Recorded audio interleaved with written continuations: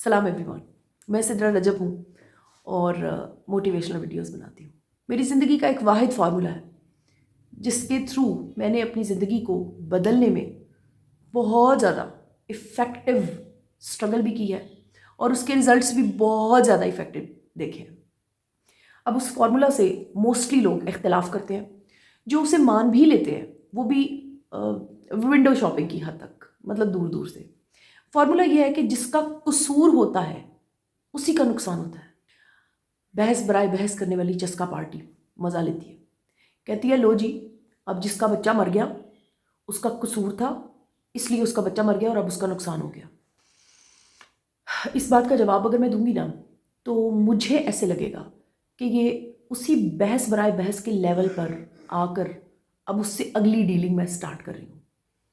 लिहाजा मेरा डिसीजन ये है कि मुझे अपने लेवल पर, अपने माइंड की सरफेस लेवल पर रहते हुए इस बहस को एलिवेट करना है, इसे स्ट्रॉन्ग बनाना है और आपके सामने एक ऐसा नक्शा दिखाना है बनाकर जिसमें अगर कोई एक भी शख्स सिग्निफिकेंट हो जाता है, फ़ायदा उठा लेता है, तो मैं समझूंगी कि मेरा काम हो गया। एमए पार्ट 1 और पार्ट 2 में ड्रामा एक सब्जेक्ट था जिसमें कि मैं बड़ी प्रो समझी जाती थी कि वाह भाई कमाल है, ऑब्जर्वेशन के नाम पर भी, राइटिंग स्किल्स भी, और टीचर्स ने बड़ा अप्रिशिएट करना, लड़कियों ने बड़ा, और मैं ड्रामा पढ़ाया भी करती थी पार्ट टाइम में।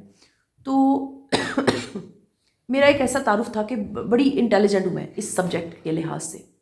लेकिन दोनों सालों में I got failed technically in drama. एक साल में तो मेरी इज्जत रह गई क्योंकि एग्रीगेट ने मेरी मदद कर दी, दूसरे साल में लिटरली मेरी सप्लीमेंट्री हो गया मेरा एग्ज़ाम, यानी पार्ट 2 में। दोनों सालों के एग्ज़ाम्स के बाद मैंने खुद प्रिडिक्ट किया था, when I entered at my home, at my heart, वो होता है ना कि एग्ज़ाम के स्ट्रेस से बाहर निकलते हुए आई वॉज डैम श्योर कि दोनों एग्ज़ाम्स में फेल्ड हूँ, और ऐसा ही हुआ। और आप बिलीव नहीं करेंगे कि पार्ट 2 का सप्लीमेंट्री रिजल्ट जिस वक्त मैंने देखा था, मेरे अंदर इतना बड़ा मानने वाला बैठा हुआ था। I accepted it at once and I started preparing it. मेरे अंदर अपने लिए इतनी ज़्यादा रिस्पेक्ट थी, मुझे बहुत अच्छी तरह पता था कि अब आगे मुझे क्या करना है। सिर्फ एक आंसू मेरी आंख से निकला था, वो सिर्फ इस बात के लिए कि I knew that I will be failed and it happened. ऐसा हो गया। मैंने अपने वीडियोज़ में अक्सर और बेशतर एक बात का जिक्र बार बार किया है कि मुझे कभी भी ज़िंदगी में ऐसा कुछ भी फेस नहीं करना पड़ा जिसका कि रिज़ल्ट मेरी एक्सपेक्टेशंस से मुख्तलिफ था, और अगर था भी तो उसके अंदर भी कहीं ना कहीं मैं आती थी। मतलब मुझे पता था कि there is a fault that belongs to me. छोटी बात नहीं है, करके देखें, आपको पता चलेगा बड़ी तकलीफ से गुजरना पड़ता है। अपने फॉल्ट को ढूंढ के उसे एक्सेप्ट कर लेना, बिफोर टाइम रेडी, ऐसे बाजू खोल के रेडी होके खड़े हो जाना और बताना कि yes I can face it. छोटी बात नहीं है, बहुत बड़ी बात है। मेरी एक अजीज़ा बड़े साल तक मुझे एक एहसास दिलाती रही। अब मैं उनके अल्फाज को कोट नहीं करूँगी, प्रॉबेबली वो मेरा वीडियो देख लेंगी, बल्कि यकीनन देख लेंगी तो उनको पता चल जाएगा मैं उनकी बात कर रही हूँ। She tried her level best कि वो मुझे ये रियलाइज़ करवा सकें कि तुम बड़े नुकसान में हो सिद्रा, तुम्हें पता है तुम बहुत मुश्किल में हो। और मैं उन्हें हमेशा ये इम्पैक्ट भी देती थी और ये साबित भी करती थी कि I was very happy, I was very strong, very strong. एक बार वो इतना चिढ़ गई कि उन्होंने थोड़ा अल्फाज का हेर फेर करके ये बोला कि इतना स्ट्रॉन्ग बन के क्या करोगी। ये भी कोई बात हुई भला कि बंदा इतना स्ट्रॉन्ग बने कि हालात बुरे भी हो जाएं तो वो खुद ही को ब्लेम करे, अपने आप को ही वक्ता डाले और फिर स्ट्रगल ही करता चला जाए। ऐसी थोड़ी ना ज़िंदगी गुजरती है। शॉर्टली एंड प्रिसाइजली वक्त गुजरता गया, ज़िंदगी एक्सपीरियंसेस देती गई। आप लोग यकीन करें, मैंने आर्ग्यू करना छोड़ दिया है, लेकिन मैं अपना काम आज भी कर रही हूँ। I am standing still and I am still struggling to make myself strong, to remain strong, क्योंकि अब मैं अकेली नहीं हूँ। अब मेरे ऊपर बहुत सारे लोगों का बोझ है।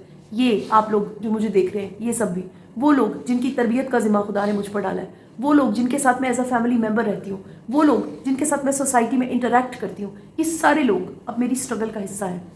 मुझे किसी ज़माने में अपने अब्बू से बड़ा शिकवा होता था कि why doesn't he understand me, क्यों नहीं मेरी बात समझते। मैंने बड़ी क्रिटिसिज्म देखी, बहुत ज़्यादा टकराव देखा, लेकिन मैं खड़ी रही। I tried my level best कि मैं उन्हें बता सकूं कि I really meant what I was saying.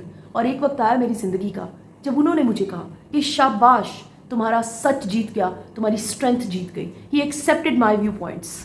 इस बात को करने से मेरा हरगिज़ ये मतलब नहीं है कि दूसरे को कन्विंस करना, खड़े रहना बड़ी कोई अक्लमंदी है। नो, मेरा मतलब ये है कि मैं अपने तौर पर स्ट्रगल कर रही हूँ और मैं हार्मलेस हूँ, मैं बेज़रर हूँ, मैं किसी को नुकसान नहीं पहुँचा रही, तो दूसरा शख्स मुझे नुकसान क्यों पहुँचा रहा है, क्यों मुझे डिस्टर्ब कर रहा है, क्यों हर्ट कर रहा है। ये दूसरे शख्स को शर्म दिलाने वाली बात है, बस, इससे ज़्यादा कुछ भी नहीं।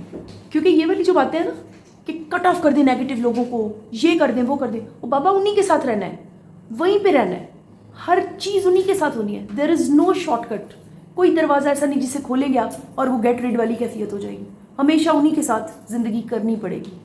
सो शॉर्टली एंड प्रिसाइजली मजबूत बनते चले जाएं, स्ट्रॉन्ग बनते चले जाएं, अपने व्यू पॉइंट को लेके, अपने सच को लेके ओन भी करें और स्टैंड भी करें। ये नहीं कि जब वक्त पड़ा तो कह दिया मुझे उसने कहा था, उसके कहने पे, या उसने मेरी लाइफ ख़राब की, उसने मेरी लाइफ ख़राब की।